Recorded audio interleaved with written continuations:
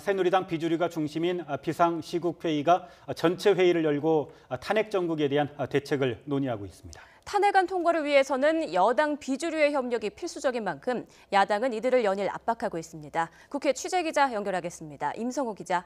네, 국회입니다.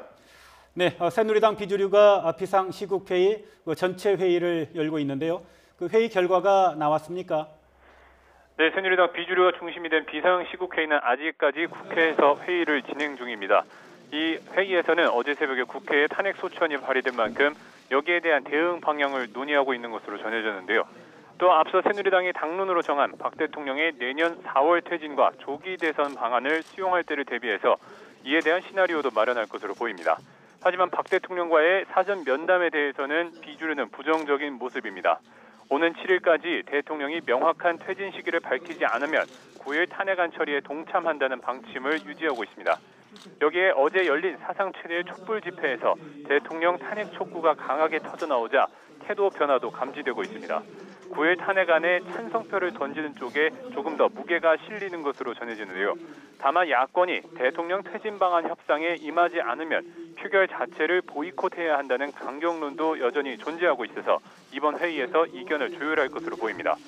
이와 함께 남경필 경기도지사와 김용태 의원, 또 정두원 전 의원 등 새누리당을 탈당한 전현직 의원 7명도 오전에 국회에 모였습니다.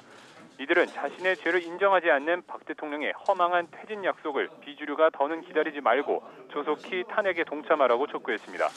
이런 가운데 새누리당은 어제 촛불 집회에서 드러난 민심을 보며 끝없이 반성하고 있다고 밝혔는데요. 그러면서도 새누리당이 당론으로 정한 대통령의 내년 4월 퇴진 방안에 야권도 협상에 나서라고 거듭 요구했습니다.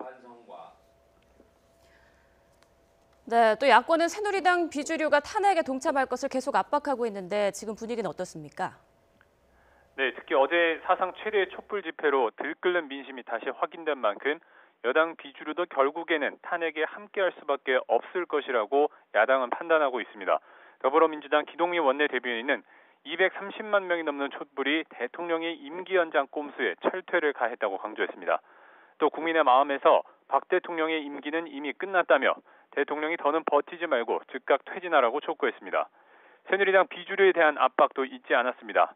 여당 비주류가 탄핵에 캐스팅 보트를 쥐었다는 환상을 버리고 국정농단의 공범으로 남을 것인지 아니면 국민 편에 설 것인지 선택하라고 강조했습니다.